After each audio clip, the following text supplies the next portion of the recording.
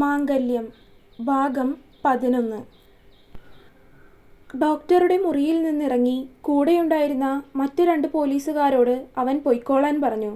ശേഷം നേരത്തെ ശിലു ഇരുന്നിരുന്ന സ്ഥലത്തേക്ക് നോക്കുമ്പോൾ അവളെ അവിടെ കാണുന്നില്ല. കൂടെയുണ്ടായിരുന്ന വ്യക്തി അവിടെ ഇരിക്കുന്നുണ്ട്. അവൻ അയാളുടെ അടുത്തേക്ക് നടന്നു. അവനെ കണ്ടതും യൂണിഫോമിലായിരുന്നതുകൊണ്ട് അയാൾ ഇരുന്നിടത്ത് നിന്ന് എഴുന്നേറ്റ് നിന്നു. ആൾക്ക് ഇപ്പോൾ എങ്ങനെയുണ്ട്? ഒന്നും പറയാനായിട്ടില്ല സാറേ.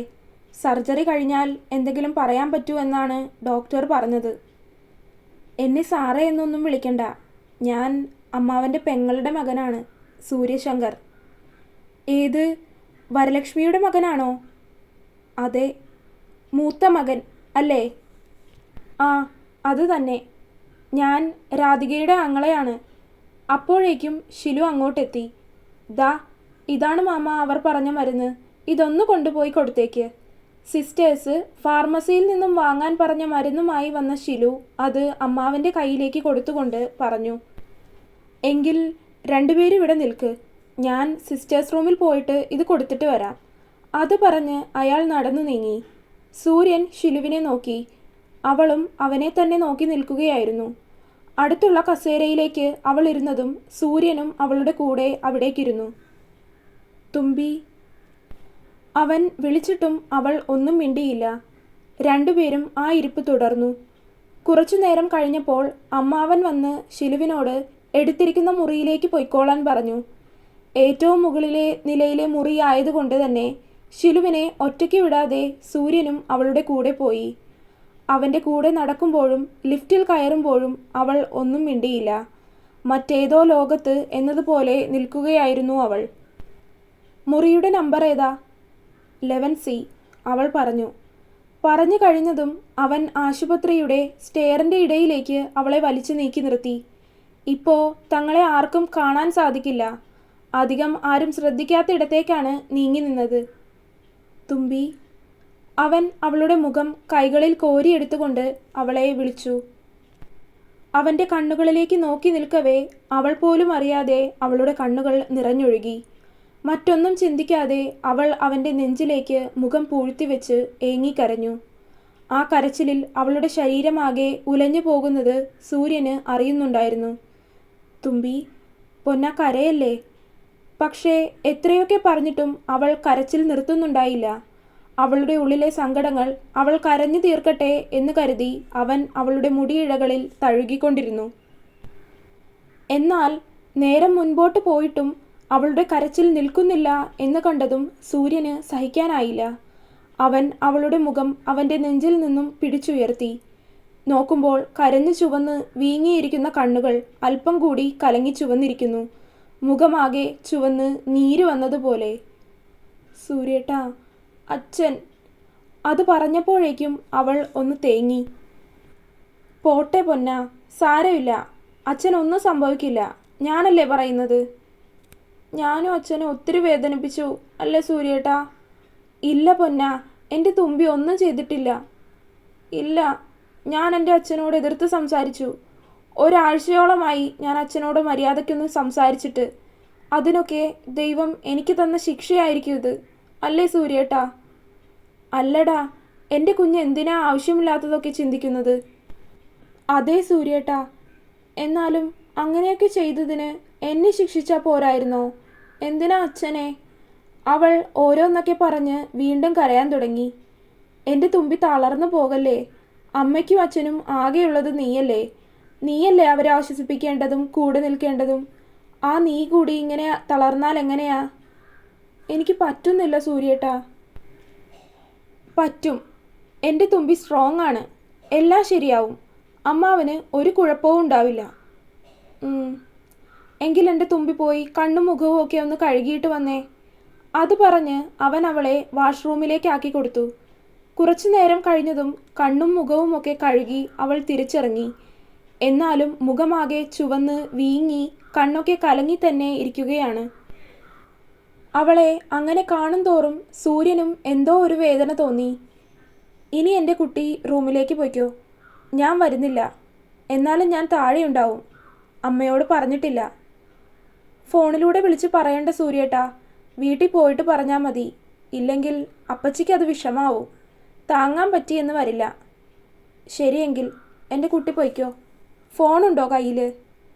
സൂര്യേട്ടൻ തന്ന ഫോൺ എടുത്തിട്ടില്ല. അച്ഛൻ്റെ ഫോണും അമ്മയുടെ ഫോണും ഉണ്ട്. എന്തെങ്കിലും ആവശ്യമുണ്ടെങ്കിൽ ഞാൻ അവരുടെ ആരുടെയെങ്കിലും ഫോണിൽ നിന്ന് വിളിച്ചോളാം. അത് പറഞ്ഞ് അവൾ റൂമിലേക്ക് നടന്നു. അവൻ തിരികെ താഴേക്ക് വന്നു. താഴേക്ക് വന്നപ്പോൾ ഷിലുവിൻ്റെ അമ്മാവൻ താഴെ നിൽക്കുന്നുണ്ടായിരുന്നു. സൂര്യനോട് പൊയ്ക്കോളാൻ പറഞ്ഞുവെങ്കിലും അവൻ അത് നിരസിച്ചു. കുറച്ചു നേരം കഴിഞ്ഞതും സർജറി തുടങ്ങാറായപ്പോൾ ഷിലുവും അങ്ങോട്ട് വന്നു. സർജറി ചെയ്തു കഴിഞ്ഞ സമയത്ത് ബ്ലഡ് വേണമെന്ന് പറഞ്ഞു. സൂര്യൻ്റെയും വിശ്വനാഥൻ്റെയും ബ്ലഡ് ഗ്രൂപ്പ് ഒന്നായതിനാൽ സൂര്യനാണ് അയാൾക്ക് ബ്ലഡ് കൊടുത്തത്. രാധികയും ഷിലുവുമെല്ലാം അവനെ നന്ദിയോടെ നോക്കി. സർജറി കഴിഞ്ഞുവെങ്കിലും 24 മണിക്കൂർ കഴിയാതെ ഒന്നും പറയാനാകില്ല എന്നാണ് ഡോക്ടർ അറിയിച്ചത്. വൈകിട്ട് 7 മണിയോടടുപ്പിച്ചായി സർജറി കഴിഞ്ഞപ്പോൾ. അതിനുശേഷമാണ് സൂര്യൻ തിരികെ വീട്ടിലേക്ക് പോയത്. വീട്ടിലെത്തി അമ്മയോട് കാര്യം പറഞ്ഞപ്പോഴേക്കും അവരും കരച്ചിലായി. അപ്പോൾ തന്നെ ഹോസ്പിറ്റലിലേക്ക് പോകണം എന്ന് പറഞ്ഞുവെങ്കിലും രാത്രി അങ്ങോട്ട് ആരെയും കയറ്റില്ല എന്ന് പറഞ്ഞ് സൂര്യൻ ഒരു വിധത്തിൽ പിടിച്ചു നിർത്തി. നാളെ രാവിലെ തന്നെ കൊണ്ടുപോകാം എന്ന് പറഞ്ഞിട്ടുണ്ട്. രാവിലെ 7 മണിയായപ്പോൾ തന്നെ സൂര്യൻ്റെ വീട്ടിൽ ആശുപത്രിയിലേക്ക് പോകാമെന്ന് പറഞ്ഞ് വരലക്ഷ്മി ബഹളം തുടങ്ങി. 8 മണിയായപ്പോഴേക്കും സൂര്യൻ അവരെയും കൂട്ടി ആശുപത്രിയിലേക്ക് തിരിച്ചു. കൂടെ കിച്ചുവും ഉണ്ടായിരുന്നു. ആശുപത്രിയിലെത്തിയപ്പോൾ അപ്പോഴും വിശ്വനാഥൻ്റെ വിവരമൊന്നും പറഞ്ഞിട്ടുണ്ടായിരുന്നില്ല. 24 മണിക്കൂർ ആവട്ടെ എന്നാണ് പറഞ്ഞത്. അവിടെ ചെന്നപ്പോൾ രാധികയും ഷിലുവും മുറിയിലുണ്ട്. വലിയമ്മയും അമ്മായിയും വലിയച്ഛനുമൊക്കെ ഇന്നലെ പോയി. ഇനി ആകെ അമ്മാവൻ മാത്രമേ അവിടെ ഉണ്ടായിരുന്നുള്ളൂ. എല്ലാ കാര്യത്തിനും ചിലവും അവളുടെ അമ്മാവൻ കൂടെയാണ് ഓടി നടക്കുന്നത്. അത് കണ്ടപ്പോൾ അവൻ ഇന്നലെ പോരേണ്ടിയിരുന്നില്ല എന്ന് തോന്നിപ്പോയി.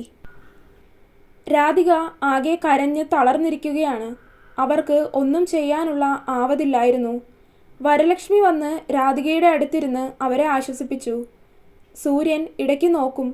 പരസ്പരം കണ്ണുകൾ കൊണ്ട് സംസാരിച്ചുവെങ്കിലും സംസാരിക്കാൻ പറ്റിയ ഒരു മാനസികാവസ്ഥ ഇരുവർക്കും ഇല്ലാത്തതുകൊണ്ട് അവർ മൗനം പാലിച്ചു.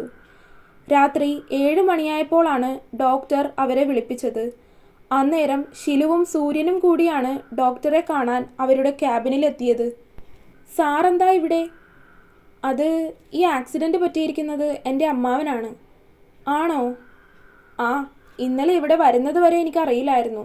പിന്നീടാണ് അറിഞ്ഞത് സംഭവം. എങ്കിൽ രണ്ടുപേരും ഇരിക്കൂ. ഡോക്ടർ, അച്ഛനിപ്പോൾ എങ്ങനെയുണ്ട്? കാര്യമായ വ്യത്യാസങ്ങളൊന്നും കാണുന്നില്ല. ഇതുവരെ ബോധം തെളിഞ്ഞിട്ടില്ല. ഇൻറ്റേർണൽ ബ്ലീഡിങ് നിന്നിട്ടുണ്ട്. എന്നാലും മരുന്നിനോടൊന്നും അങ്ങോട്ട് റെസ്പോണ്ട് ചെയ്യുന്നില്ല. ഡോക്ടർ, നമുക്കൊരു 50-50 ചാൻസാണുള്ളത്. ഉറപ്പ് പറയാൻ പറ്റില്ല ആളുടെ കാര്യത്തിൽ. അത് കേട്ടതും ഷിലുവിൻ്റെ ഏങ്ങൽ അവിടെ ഉയർന്നു. തുമ്പി, കരയാതിരിക്ക്, ഡോക്ടർ ഇരിക്കുന്നു. അത് പറഞ്ഞതും അവൾ തല കുമ്പിട്ട് കളഞ്ഞു. ഡോക്ടർ അവനോട് എന്തോ കണ്ണുകൊണ്ട് കാണിച്ചതും അവൻ അവളെയും കൂട്ടി പുറത്തേക്കിറങ്ങി.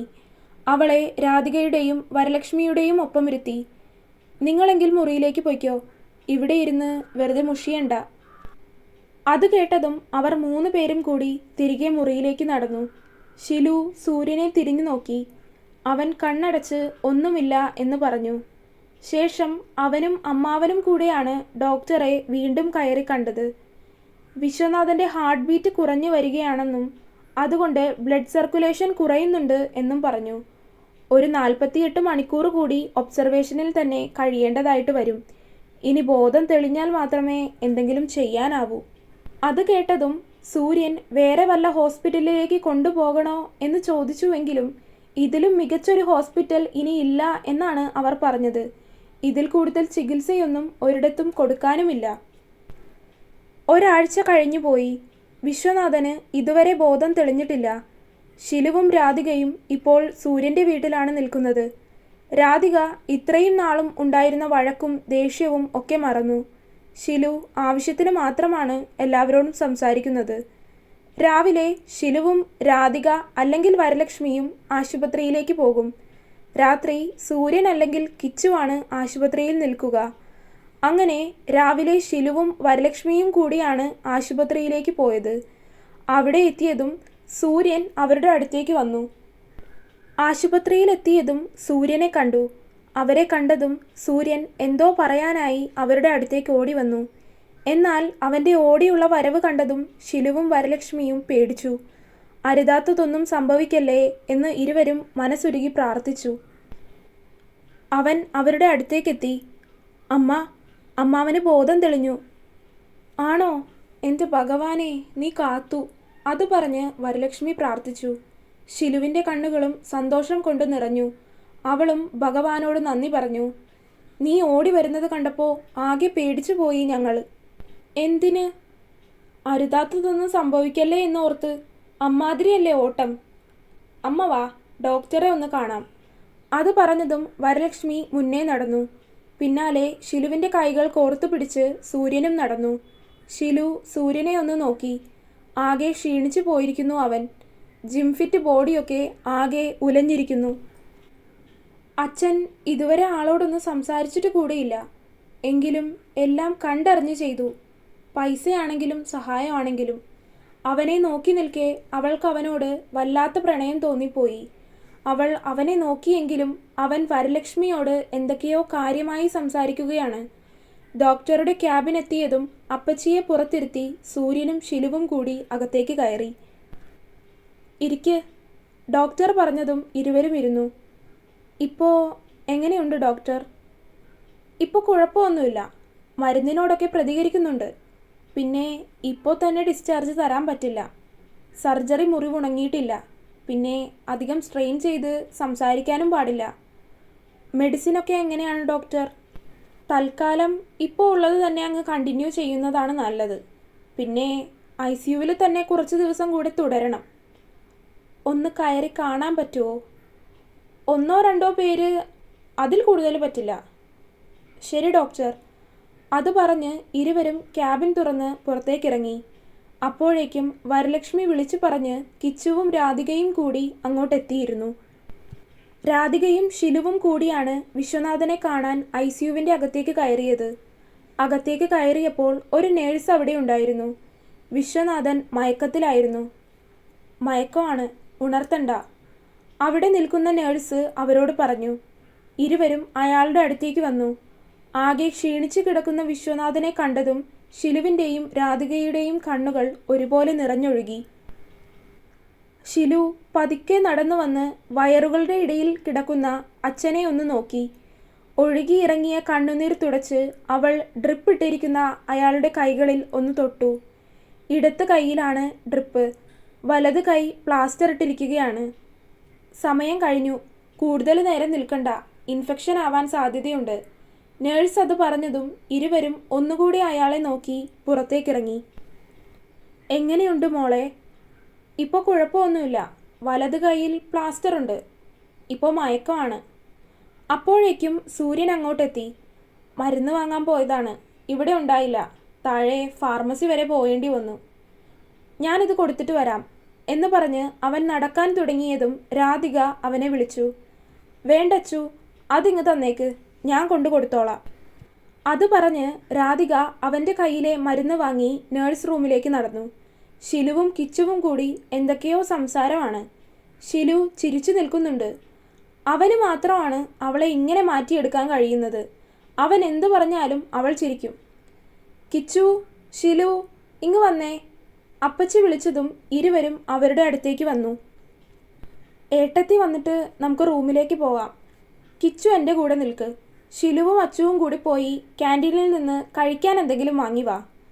അത് പറഞ്ഞതും സൂര്യനും ശിലുവിനും അവർക്ക് പരസ്പരം സംസാരിക്കാനുള്ള സാഹചര്യം ഒരുക്കി തന്നതാണെന്ന് മനസ്സിലായി. ഞാനും ഏട്ടനും പോവാം, ശിലു ഇവിടെ നിന്നോ. അവരെ തനിച്ചു വിടാൻ പറഞ്ഞതാണെന്ന് മനസ്സിലായി എങ്കിലും കിച്ചു അവരെ നോക്കി കോക്കിരി കാണിച്ചുകൊണ്ട് പറഞ്ഞതും വരലക്ഷ്മി അവനെ ഒരു കണക്കിന് പിടിച്ച് അവരുടെ അടുത്തിരുത്തി. നിങ്ങൾ പോയി വാ മക്കളെ. അത് പറഞ്ഞതും സൂര്യനും ശിലുവും ക്യാൻറ്റീനിലേക്ക് നടന്നു. കുറച്ചു നേരം കഴിഞ്ഞ് മരുന്നുമായി രാധിക വന്നു. അത് നേഴ്സ് റൂമിൽ കൊണ്ടുപോയി കൊടുത്തതിന് ശേഷം അവർ മുറിയിലേക്ക് നടന്നു. ക്യാൻറ്റീനിൽ ഇരിക്കുകയാണ് സൂര്യനും ശിലുവും. മസാല ദോശയ്ക്കുള്ള ഓർഡർ കൊടുത്ത് വെയിറ്റ് ചെയ്തിരിക്കുകയാണ്. സൂര്യേട്ടാ, അവൾ അവനെ വിളിച്ചു. അവൻ അവളെ നോക്കി. അവനെ നോക്കുമ്പോഴേക്കും അവളുടെ കണ്ണുകൾ എന്തിനോ നിറഞ്ഞു. തുമ്പി, അവൻ വിളിച്ചതും അവൾ കണ്ണുകൾ തുടച്ചു. ഇത്രയൊക്കെ ചെയ്യാനും മാത്രം ആ മനുഷ്യൻ സൂര്യേട്ടന് വെറുപ്പോ അവഗണനയോ അല്ലാതെ എന്തെങ്കിലും തിരിച്ചു തന്നിട്ടുണ്ടോ? ഇതിനൊക്കെ ഞാൻ എങ്ങനെയാ നന്ദി? വേണ്ട തുമ്പി, ഒരു നന്ദി പറഞ്ഞാൽ ഞാനും നീയും അന്യരായി പോവും. എന്നാലും ഒരെന്നാലുമില്ല. അപ്പോഴേക്കും ഫുഡ് കൊണ്ടുവന്നു. അത് കഴിച്ച് അവർക്കുള്ള പാർസൽ വാങ്ങി തിരികെ റൂമിലേക്ക് നടന്നു. അവൾ നടക്കുമ്പോഴും അവനെ തന്നെ നോക്കിയാണ് നടന്നത്. അവൾക്ക് അവനോട് എന്തൊക്കെയോ പറയണമെന്ന് തോന്നി, പക്ഷേ ഒന്നും പറയാനാവുന്നില്ല. അവൻ അവളെ നോക്കുമ്പോൾ തന്നെ തന്നെ നോക്കി നടക്കുന്നവളെയാണ് കാണുന്നത്. അവൻ അവളുടെ തലക്കിട്ടൊന്ന് കൊട്ടി. ആ, എന്താ സൂര്യേട്ടാ, നീ ഇത് ഏത് ലോകത്താണ് തുമ്പി?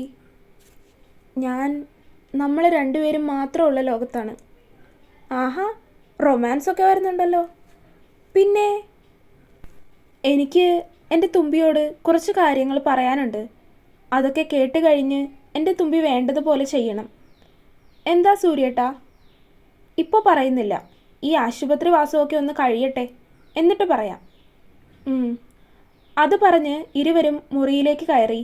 സൂര്യൻ്റെയും ഷിലുവിൻ്റെയും കാര്യം രാധികയ്ക്ക് അറിയാമെങ്കിലും അവർ അതിനെ എതിർത്തൊന്നും ഇതുവരെ പറഞ്ഞിട്ടില്ല. 2 ദിവസം കൂടി കഴിഞ്ഞുപോയി. ഇന്നാണ് വിശ്വനാഥനെ റൂമിലേക്ക് മാറ്റുന്നത്. ആൾക്ക് അധികം സംസാരിക്കാനോ സ്ട്രെയിൻ ചെയ്യാനോ പാടില്ല. ഈ 2 ദിവസവും വിശ്വനാഥനെ കാണാൻ സാധിച്ചില്ല. ഇന്ന് റൂമിലേക്ക് കൊണ്ടുവന്നതിന് ശേഷം മാത്രമാണ് കാണാൻ പറ്റൂ. ഞങ്ങളെന്നാ ഇറങ്ങുക ഏട്ടത്തി. എന്നെ കണ്ടാൽ ഏട്ടനത് ഇഷ്ടാവില്ല. അങ്ങനെ പറയരുത് വരലക്ഷ്മി. നിങ്ങൾ കൂടി പോയാൽ ഞങ്ങൾക്ക് പിന്നെ ആരാ? ബന്ധുക്കളെന്ന് പറയുന്നവരുടെയൊക്കെ തനി നിറം ഇപ്പോൾ മനസ്സിലായി. സാരമില്ല ഏട്ടത്തി, എന്തെങ്കിലും ആവശ്യമുണ്ടെങ്കിൽ വിളിച്ചാൽ മതി, ഞാൻ എത്തിക്കോളാം. ശരി അമ്മായി, എന്തെങ്കിലും ഉണ്ടെങ്കിൽ വിളിച്ചാൽ മതി. അത് പറഞ്ഞ് സൂര്യനും വരലക്ഷ്മിയും ഇറങ്ങി. പാർക്കിംഗ് ഏരിയ വരെ ഷിലുവും അവരുടെ കൂടെ ചെന്നു. എൻ്റെ കുട്ടി, എന്താവശ്യമുണ്ടെങ്കിലും വിളിക്കണം കേട്ടോ, മടിക്കണ്ട. വരലക്ഷ്മി പറഞ്ഞതും അവൾ അവരെ നോക്കി പുഞ്ചിരിച്ചു. അത് പറഞ്ഞ് വരലക്ഷ്മി കാറിലേക്ക് കയറി. തുമ്പി, അമ്മ പറഞ്ഞതേ എനിക്കും പറയാനുള്ളൂ. പിന്നെ സമയത്തിന് ഭക്ഷണം കഴിക്കണം. ആകെ ക്ഷീണിച്ചു. ഇല്ലെങ്കിലും ഇനി നിന്നെ ആശുപത്രിയിലേക്ക് കിടത്തേണ്ടി വരും. ഞാൻ ശ്രദ്ധിച്ചോളാം. അത് പറഞ്ഞ് അവൻ അവളുമായി കാറിൻ്റെ മറവിലേക്ക് നിന്നു. അവളുടെ നെറ്റിയിൽ ഒരു കുഞ്ഞു മുത്തം കൊടുത്തു. എല്ലാം കഴിഞ്ഞിട്ട് വീട്ടിലേക്ക് വന്ന് നമുക്ക് മാത്രമായിട്ട് കുറച്ച് സമയം കണ്ടെത്തണം. എനിക്ക് നിന്നോട് ഒത്തിരി പറയാനുണ്ട്. അത് പറഞ്ഞ് അവൻ കാറിലേക്ക് കയറി. അവൻ്റെ കാറ് കണ്ണിൽ നിന്ന് മറയുന്നതുവരെ അവൾ നോക്കി നിന്നു. ആശുപത്രിക്ക് അകത്തേക്ക് കയറിയപ്പോൾ വിശ്വനാഥനെ റൂമിലേക്ക് മാറ്റിയിരുന്നു. വാതിൽ തുറന്ന് അകത്തേക്ക് കയറിയപ്പോൾ ബെഡിൽ കിടക്കുന്ന വിശ്വനാഥനെയാണ് കണ്ടത്. അവൾ അയാളുടെ അരികിലേക്ക് വന്നു. ഇപ്പോൾ എങ്ങനെയുണ്ട് അച്ഛാ? അത് ചോദിച്ചതും അയാൾ കണ്ണടച്ച് കാണിച്ചു. അധികം സ്ട്രെയിൻ എടുത്ത് സംസാരിക്കരുത് എന്ന് പറഞ്ഞിട്ടുണ്ട്. അവൾ അയാളുടെ തലയിലൂടെ ഒന്ന് തലോടി. വേദനയുണ്ടോ അച്ഛാ? അത് ചോദിച്ചപ്പോഴും അയാൾ അവളെ നോക്കി ഇല്ലെന്ന് തലയാട്ടി. കയ്യിലെ പ്ലാസ്റ്റർ ഇട്ടിരിക്കുന്നതിൽ അവളൊന്ന് തലോടി. അവളുടെ കണ്ണുകൾ എന്തിനോ നിറഞ്ഞു വന്നു. അച്ഛൻ കാണും മുൻപ് അവൾ തന്നെ അത് തുടച്ചു നീക്കി. അല്പനേരം കഴിഞ്ഞതും വിശ്വനാഥൻ പതിയെ ഉറക്കം പിടിച്ചു. അപ്പോഴാണ് ഡോക്ടർ വിളിക്കുന്നുണ്ട് എന്ന് പറഞ്ഞ് നേഴ്സ് അങ്ങോട്ട് വന്നത്. ഞാൻ പോവാം, അമ്മ ഇവിടെ ഇരുന്നോ എന്ന് പറഞ്ഞ് ഷിലു ഇറങ്ങി. ഡോക്ടറുടെ ക്യാബിനിൽ ഇരിക്കുകയാണ് ഷിലു. ലുക്ക് മിസ് ശലഭ, വിശ്വനാഥൻ്റെ കണ്ടീഷൻ ഇപ്പോൾ കുറച്ച് ഭേദമായിട്ടുണ്ട്. എന്നാലും റെസ്റ്റ് വേണം.